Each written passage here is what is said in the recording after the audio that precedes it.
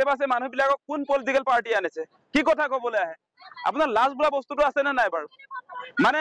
জুবিন দাকটো জীয়াই থকা অৱস্থাত সন্মানটো নিদিলেই আপোনালোকে এতিয়া তেওঁ আমাৰ মাজত নাই তাৰ পাছতো জুবিন দাৰ ওচৰলৈ কোনোবা আহিছে আপোনাৰ গা জ্বলিছে কি মানুহ আপুনি আপোনাৰ আচলতে সঁচা সঁচিকে আপুনি যে কৈ থাকে আপুনিহে বোলে অৰিজিনেল অনুৰাগী হলে এনেকৈ জুবিন ক্ষেত্ৰলৈ মানুহ আহিলে আপুনি কিয় বেয়া পায় আপুনি নিজে নিজে ডুপ্লিকেট হয় নে নহয় এই কথাটো বিবেচনা কৰক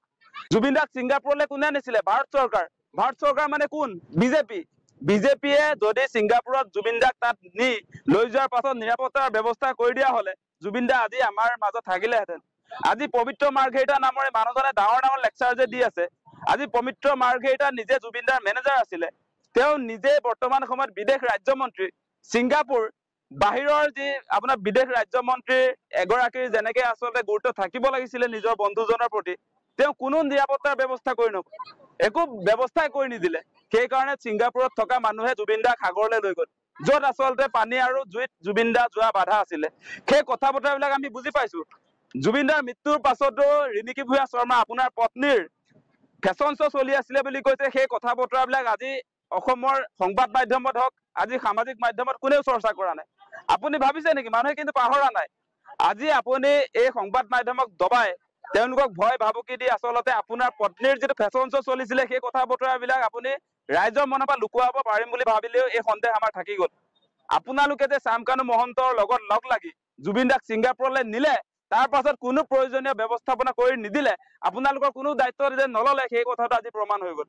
আৰু আপোনালোকে এটা কথা চাব দেই অসমবাসী ৰাইজক এটা কথা কওঁ যে আজি কেইদিনমানৰ আগত ৰিণিকী ভূঞা শৰ্মা ইয়াত এয়াৰ ৰেহমানক আনিছিলে গুৱাহাটীত গোটেই থকা মেলা খোৱা গোটেই ব্যৱস্থা দেখোন চৰকাৰৰ ফালৰ পৰা কৰি দিছিলে আজি জুবিন দাৰ ক্ষেত্ৰত কিয় চৰকাৰে নকৰিলে চৰকাৰে মাতি নিলে জুবিন দাক ছিংগাপুৰত আপোনাৰ মাতি নিয়াৰ পাছত তেওঁৰ কোনো ধৰণৰ আচলতে দায়িত্ব নললে সেই কথাটো অসমবাসী ৰাইজে বুজা দৰকাৰ মুখ্যমন্ত্ৰী নিজে অপৰাধী তেওঁ চিঞৰি কথা ক'ব নোৱাৰে তেওঁ নিজে অভিযুক্ত মুখ্যমন্ত্ৰী হিমন্ত বিশ্ব শৰ্মা অভিযুক্ত তেওঁ আজি 10-15 বছৰে নৰ্থ ইষ্ট ইণ্ডিয়া ফেষ্টিভেল এই ফেষ্টিভেল মহন্তটো পাতিবৰ কাৰণে সদায় চৰকাৰৰ ৰাজকোষৰ পৰা টকা যোগান ধৰি আছিলে সেই কথা আমি পাহৰি যোৱা নাই চৰকাৰৰ অনুষ্ঠানলৈ গৈছিলে জুবিন দা আমি সেই কথা পাহৰি যোৱা নাই আপুনি এটা শব্দও ক'ব নোৱাৰে হিমন্ত বিশ্ব শৰ্মাই এটা শব্দও ক'ব নোৱাৰে কাৰণ জুবিন দাক অসমৰ পৰা ছিংগাপুৰলৈ নিলে আপোনালোকৰ চৰকাৰে মই ইতিমধ্যে কৈছো যে বিদেশ মন্ত্ৰণালয় হাই কমিশ্যন অফ ইণ্ডিয়াই প্ৰেজেণ্ট কৰা সংগীতানুষ্ঠানত জুবিন দা গীত পৰিৱেশন কৰিবলৈ গৈছিলে গতিকে আপোনালোকৰ দায়িত্ব থকা হলে আজি জুবিন দা আমাৰ মাজত থাকিলেহেঁতেন সেই কথা মই দৈনিক কৈ আছো গতিকে মূল কথাৰ পৰা আপুনি বিভ্ৰান্ত কৰিব নোৱাৰে আপুনি যিমান আঁচনি নিদিয়ক কিয় ৰাইজে মনত ৰাখিছে যে আপোনাৰ যে এই ইনভলভমেণ্ট আছে জুবিন দাৰ মৃত্যুৰ ক্ষেত্ৰত সেই কথা আমি বুজি পাইছো আপুনি সেই ছিংগাপুৰৰ যিবিলাক মানুহ যিবিলাকে জুবিন দাক মদে মাংসই খুৱাই হত্যা কৰি পেলালে তেওঁলোকক মেধাৱী ল'ৰা চোকা ল'ৰা বুলি আজিৰ দিনটোলৈকে গ্ৰেপ্তাৰ নকৰিলে সেই কথাবিলাক আমি পাহৰি যোৱা নাই আপুনি যিমান কৈ থাকক আমি তাৰ ওপৰত কৈ থাকিম সঁচা কথা কম আপোনাৰ নিচিনা 2 নম্বৰী কথা আমি নকওঁ যিটো আমাৰ সন্মুখত ঘটি আছে এইবিলাক দেখি আছো আৰু আপুনি অসমৰ মানুহক আমাৰ মহিলাসকলক আপুনি যিমান টুপ দি থাকিলেও যিমান ললিপপ খুৱাই থাকিলেও মানুহে সেইকাৰণে এতিয়া দেখিছে আজি হিতাধিকাৰীয়ে আপোনাৰ এই লাখপতি বাইদেউ আঁচনি দি থকা অৱস্থাতো জুবিন দাৰ ন্যায় লাগে বুলি তাত প্ৰতিবাদ কৰিছে সেইবিলাক আচল কথা মানুহৰ মনত আছে মহিলাবিলাকৰ মনতো আছে আপুনি হাঁহি মেলি সেলফি লৈ গোটেই পৰিৱেশটো পাহৰাই দিম বুলি ক'লেও জুবিন দাক কোনো মানুহে পাহৰি নাযায় আপুনি যিমান নিবিচাৰিলেও এই জুবিন ক্ষেত্ৰত সদায় মানুহ আহিব আপুনি যিমান ভাবিব ইয়ালে মানুহৰ বন্ধ হ'ব লাগে কমিব লাগে সেইকাৰণে এছঅপি জাৰি কৰি দিছিলে আপোনাৰ এছঅপিটো এদিনত উপৰি গ'ল কোনেও নামানে সেই কথা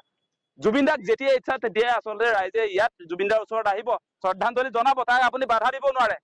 সেই কথা আমি স্পষ্ট কৰি দিছো গতিকে এতিয়া আপুনি তদন্ত প্ৰক্ৰিয়াটো কেনেকে চলাইছে আমি যে নেদেখা অন্ধ নহয় দেই নাটকবিলাক কৰি থাকিলে আমি দেখা পাওঁ সেই কথাটো আপুনি বুজি লওক যেনেকে আপোনাৰ পত্নীয়ে আজিৰ দিনটোলৈ তদন্তৰ আওতাত নাহিলে আজি আপোনাৰ হোটেল গেটৱেৰ স্বত্বাধিকাৰী মৃগাংক হাজৰিকা তদন্তৰ আওতাত নাহিলে যি ছিংগাপুৰত গৈছিলে নৰ্থ ইষ্ট ইণ্ডিয়া ফেষ্টিভেলত আজি চামকানু মহন্তৰ ঘৈণীয়েক যে তদন্তৰ আওতালৈ নাহিলে আমি কি নেদেখাকে আছো নেকি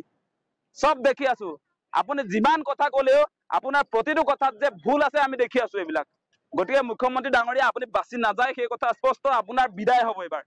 এইবাৰ যদি জুবিন দাৰ ন্যায় নহয় মুখ্যমন্ত্ৰীৰ বিদায় সেই কথাটো স্পষ্ট বেছি কথা নকওঁ এইটো ক্লিয়াৰ কাট কথা এই অশোক সিংঘাল নামৰ মানুহজনৰ দখলত 38 বিঘা মাটি আছে 38 বিঘা হয় য'ত নেকি আমি এক কথা 5 লেচা মাটি পাব লগা হলে বসুন্ধৰা কিবা কিবি ইমান নাটক কৰি আছে আৰু এজন অনা অসমীয়া মানুহে ইমান টুকুৰা মাটি লৈ লৈছে মোৰতো গাত লাগিছে এইটোতো হ'ব নোৱাৰে সেইকাৰণে আমি চৰকাৰ মোৰ কপি আছে আপোনাক 38 বিঘা মই চাৰ্কল অফিচৰ জৰিয়তে মানে কি এপ্লিকেশ্যন কৰিছো দিছিলো এপ্লিকেশ্যন কৰিছো যে তেওঁ কেনেকে পালে এইবিলাক কিন্তু একো জবাব নাই দিয়া এইখন স্থানীয় অঞ্চল এই অঞ্চলৰে মানুহ হয় মই ইয়াৰে গোটেইখিনি চাৰণিক পৰিৱেশৰ কথা মই গম পাওঁ যে এই মাটি ইয়াতে আগতে এখন ধুনীয়া এখন পাহাৰ আছিলে গছ গছনিৰে ভৰা পাহাৰ আছিলে আৰু আমাৰ ডিমৰীয়াৰ এটা মানে কি এটা চিনাকি আছে যে পাহাৰ পৰ্বত ধুনীয়াকে প্ৰাকৃতিক সৌন্দৰ্যৰে ভৰপূৰ এটা এৰিয়া হয় কিন্তু ইয়াত যেতিয়া এই জালান ৰাজেশ জালান নামৰ মানুহ এজনে মাটি কাটিলে আমি সুধিছিলো যে আপুনি ইয়াতে মাটি কেনেকে কাটিলে যে কোন ইয়াতে জড়িত আছে আমি গম পালো যে ইয়াতে অশোক সিংঘাল নামৰ এতিয়া স্বাস্থ্যমন্ত্ৰী নেকি তেখেতে জড়িত থকা বুলি ক'লে আমি ডিএফঅ অফিচলৈ গলো যে আপোনালোকে কাটিং পাৰ্মিশ্যন কেনেকে ননকে মাটি হয় কোনো জৰীপ নোহোৱা মাটি হয় এই জৰীপ নোহোৱা মাটিত কেনেকে কাটিং অৰ্ডাৰ পালে আপোনালোকে কাটিং অৰ্ডাৰ কিয় কৰিলে কৈছে কি তলৰ পৰা আমাক অৰ্ডাৰ লিখি পঠাইছে আপোনালোকে জানি লওক যে আমাক তথ্যবিলাক যুগুতাই দিছে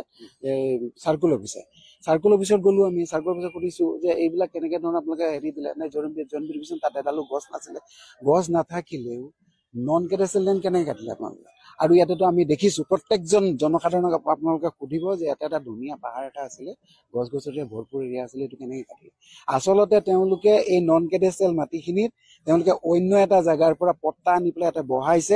বহাই পেলাই সেই মাটিখিনি তেওঁলোকৰ বুলি ক'ব বিচাৰিছে কোন জড়িত বিশেষকে এই বেদখলতো ডাইৰেক্ট ৰাজেশ জালান আৰু তেওঁ এজন ব্যৱসায়িক অশোক সিংঘালৰ মানুহ হয় আৰু অশোক সিংঘালে তেখেতৰ নিজৰ নামতো আৰু কৰিব নোখোজে তেনেকে ধৰণৰ হ'ব পাৰে গতিকে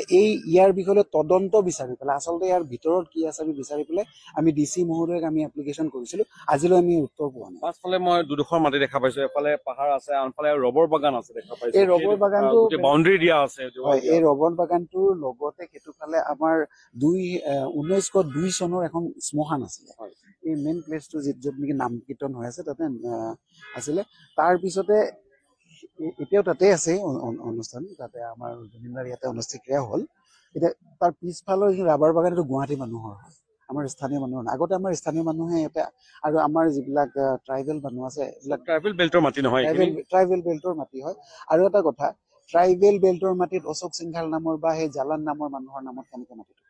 কাৰণ এইটোতো বেল্ট ফ্ৰী মাটি নহয় কাৰণ যেতিয়া নন কেডাষ্ট্ৰিয়েল মাটি হয় সেইটো যেতিয়া জৰীপ কৰি দিয়া দেখায় তেতিয়া অট'মেটিকলি ট্ৰাইবেল বেল্টৰ ভিতৰত কনভাৰ্ট হৈছে কিমান মাটি বেদখল কৰি ৰাখিছে তেখেতে